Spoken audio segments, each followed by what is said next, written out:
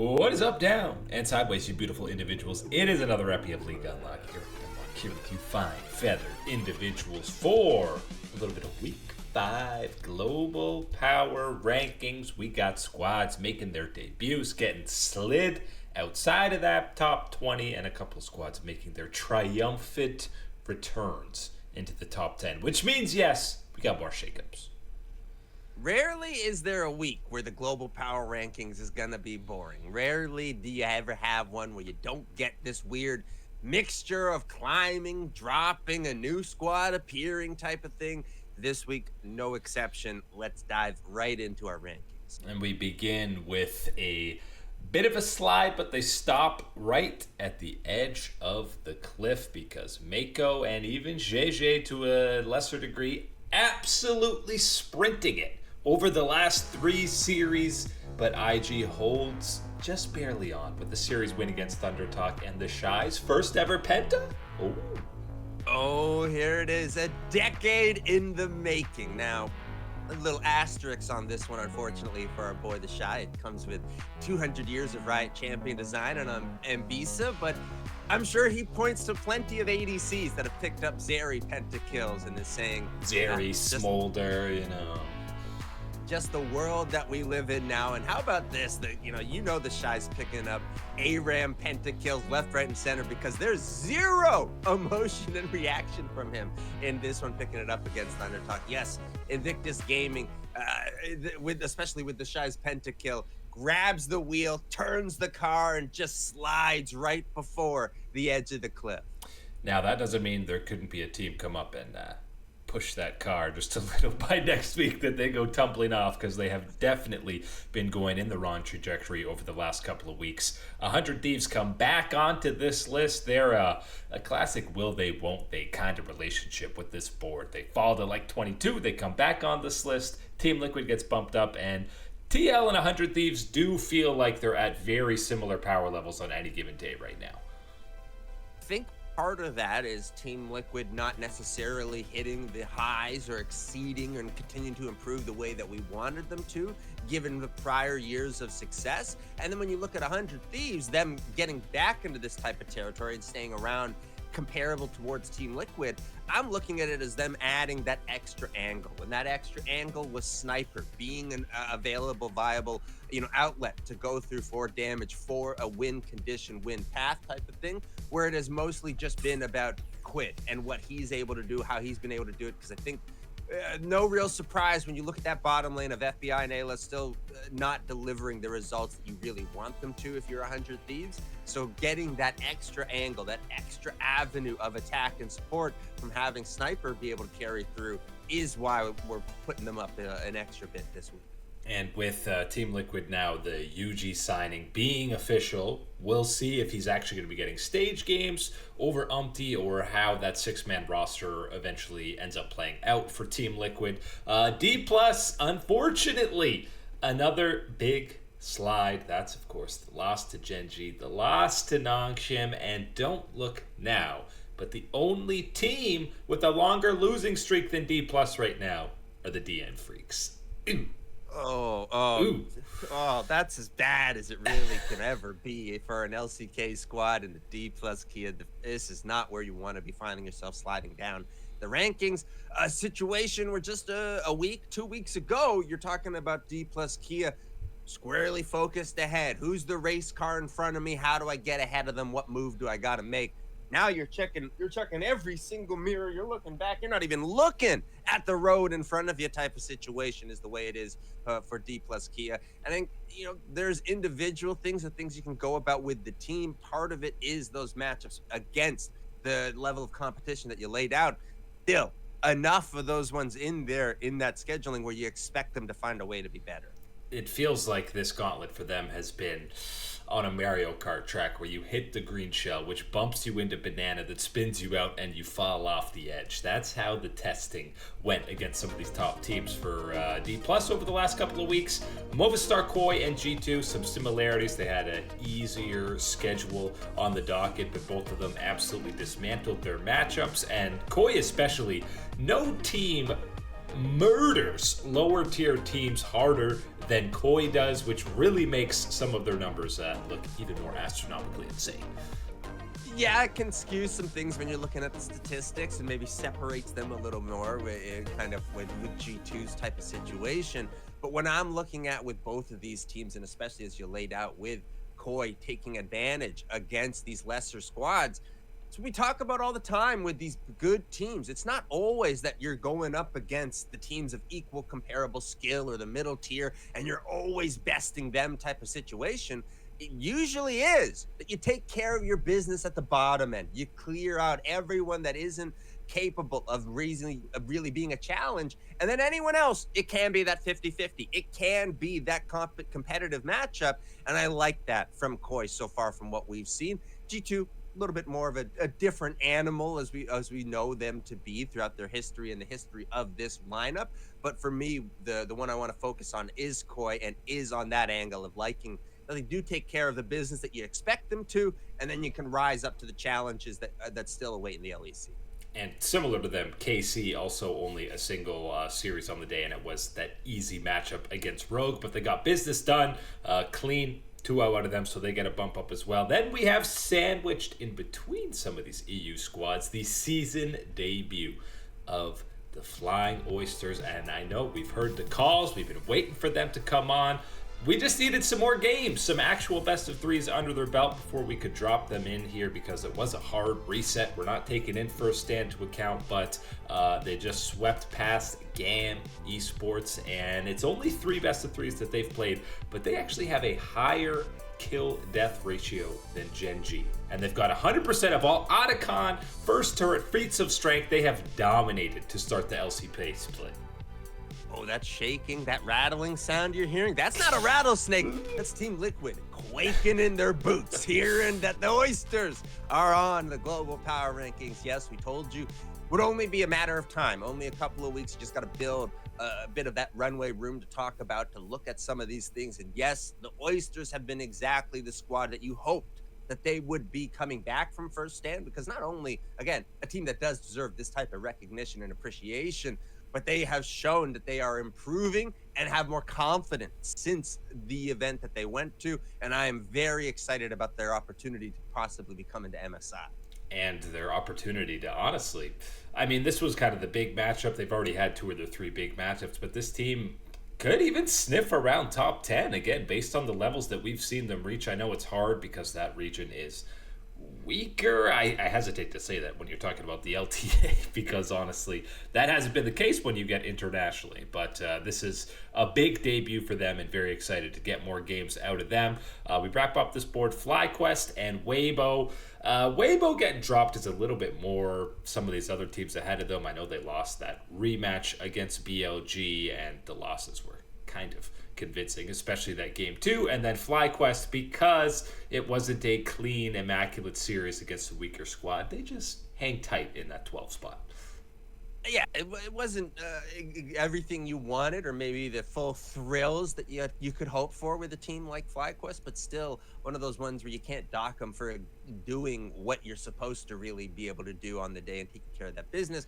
Weibo, a little bit of a different story as you laid out. Getting those losses, and especially some of them a little rough, brings you to a screeching halt for what was one of the best teams in the LPL the last couple of weeks. One of these ones climbing, approving, and kind of reasserting themselves within that elite picture of the region.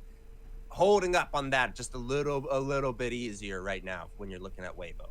And again, for FlyQuest at least, it's a question of playing some of these marquee matchups. Some of the better teams in the LTA is going to be the only way to bump them towards that top 10 status. Speaking of top 10, one of their buddies, Cloud9, hanging in the 10 spot right now. They get knocked down one peg. You know, they won the series against Lion Gaming, but it was anything but clean. And truthfully, you can't punish them for winning, even though we are, because they probably shouldn't have won that series.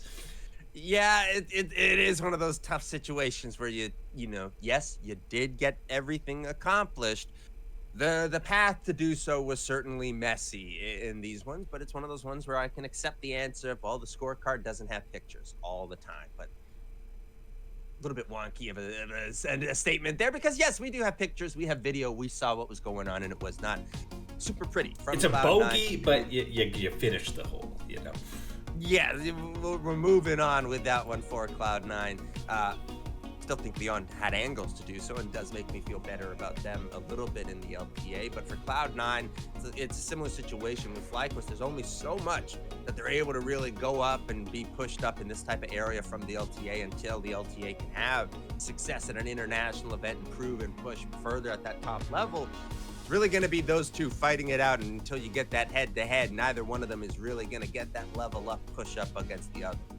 It's a return for the boys into the top 10. We're of course talking about T1, another series MVP for owner, but I think it was the rest of the team playing better, and the foundations and game knowledge for this team never left, even when they were in this slump. It was actually more individually and mechanically, it felt like a lot of the guys underperforming, which when you have all-time players like T1 has, that's an easy solution. It's just the guys are going to get through their slump and play a little bit better, and we're starting to see the signs of that and the confidence coming back.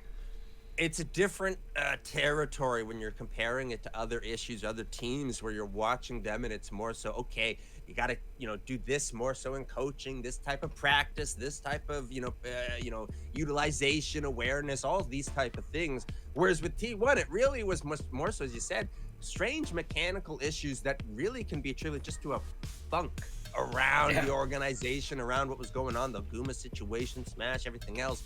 So to get maybe a little bit of distance from that, to clear away from some of that air, now we've got the boys, Owner and Guma, leading the rest of the team back in towards the lineup for the VIP room here at the Global Power Rankings. They have found their way back to it. Of course, as I say, Owner being a big part of that, and I think recently Gumayushi's confidence is the biggest thing that is able to be seen in his gameplay and how things are moving for T1, and I think that's having a bit of a domino effect on everybody else, on how they're performing, how they're communicating through these matches, having that type of familiarity with Guma in that zone for the team. And we'll still need them matching up against the top 3, top 4 team before we're really buying back into the T1 stocks, because they truthfully need to prove themselves about that before you're feeling a little bit more confident. They've closed the gap though between a squad like Nongshim. Despite getting 2-0 by Hanwha Life, you're still looking at the positives, and that is Calix's Ari in this series. This rookie is the real deal, and one of the main reasons why we're talking about Nongshim ahead of somebody like D+, way ahead of someone like D+. Yeah, mega ahead of someone like D+ at this point. And you're right, talking about Calix and his progression, his exposure that he has been able to be gaining and really put into good use for this Nongshim team. So much of what we talked about before with them was always about Lehens and just this, ragtag squad of rookies, and, maybe Kingin thrown in there a little bit sometimes and what they're able to do. But Calix has been really one of the shining points for this team and one of the reasons they are able to reach so high. And now it's kind of this business for them where, yes, you're in a territory where maybe you're not expected to be, maybe you shouldn't be, but can you keep going? Can you keep getting better? And that's one of the, and he is going to be that X factor, I think, on why Nongshim is able to. The X factor for BLG is an easy one to look at this week, as with the Fnatic, close struggle series against BDS, at least the one game, we knocked them down one peg, but that's more because a roaring 3-0 week since we last did these rankings for BLG, and it's not only just the 3-0, Weibo, FPX, and Thunder Talk, not the most difficult schedule, but the fashion that BLG is winning these games and how unbelievably different they look now with Beishwan as the starting jungler. It's night and day. It's been, flipping on the light switch, on and off, on and off, on and off. What's going on? That's for another room. Guys, it's this switch over here. Oh, flicking on. Here come all the lights for BLG. And yes, you're right. This looks exactly like the BLG that has been the elite champion force of the LPL the last couple of years. Been dominating in his solo lane up in that top side. Knight creating advantages in the mid lane and spreading it around for the team. This is exactly what you want from this BLG squad, and you got it all. And Beishuan being able to be that facilitator for this, whether it's just simply a mental change, communication change, or just an actual impactful one in the game, you are finding that it is a different BLG we saw the rest of this week. And how about Beishuan getting dropped in saying, whoa, these are my laners now? He's never been on a team even close, scratching the surface to this level of dominance when it comes to the laning phase. It's got to be a heck of a ride for him. But yes, really was an impressive turnaround for BLG. Remember, this is the week, 4 games that you had ahead of us. And we were earlier talking about them coming off of 1 loss. But now, hey, three wins. Here you are, BLG arriving back into the territory, back into the conversation for one of the top teams in the LPL. They gotta wait to get into that VIP room, though, does BLG, because Gen.G is holding on to that table in the corner right by the window. They can see BLG lined up outside, but Pays has put in an extra log of wood to not let them get in. Oh, yeah, they're like, oh, man, I see him out there. He's having an extra long chat with the bouncer. He hasn't seen him in a while. That's what's going on with BLG. Yeah. They're buddies. They're old boys. Yeah. Gen.G hopes it's time just to get another appetizer, another drink to the table to keep staying here in this territory. They've done what you need to stay in this type of zone. But when you're looking at what the impressive results and the type of teams that are hanging out just between 5 and 10 type of zone, yes, you are looking in that rear view mirror. You are a little bit worried if you are Gen.G to be taken over by one of these other teams. And the rest of the top 5 here, it's kind of a flip-flop back from what we got last week. And we start with the LPL lads. That is AL and Top Esports, who did have that head-to-head. TES is now sitting pretty at 10-2, but Anyone's Legend definitely... I don't want to say it was a stomp, because it was definitely competitive, but Anyone's Legend again proving that they are really the forefront or the top of the table LPL squad heading to the title round and playoff push. Stomp gets a little bit too aggressive. I'll go with decisive victories for Anyone's Legend against Top Esports, and certainly ones that are the deciding factor in having them get that little bit of a leg up against their LPL brethren. But it still remains the time of the LCK at the very top of the global power rankings, because of course it's just a Gen.G and Hanwha Life world. Yeah, I mean, as great as AL and Top Esports have looked, that it still feels like the LPL is kind of in a bit of a muddling stew of kind of that contender to the middle pack. Anyone could maybe step out. Ain't nobody contesting Hanwha Life and Gen.G right now. And again, after this week, I hear you. We heard you. Maybe a little disrespect to Gen.G to knock them down, even though Zeus is playing absolutely out of his mind. But the individual performances and Ruler having the series that he did against D+ feels like the final check mark for this Gen.G squad. I know it's crazy to need a final check mark when you've started 10-0 in the split, but Ruler playing like he did in both games against D+ makes me feel even better about this squad. It's that extra sprinkle. It's that extra cherry. It's a triple cherry sundae coming through for Gen.G in comparison to just the 2 cherries coming in on the Hanwha Life one. It's one where I still appreciate and really admire and like the growth that we have seen from Hanwha Life since everything, first split and first stand, and then after that until now, rising right back up to that top of the LCK ladder.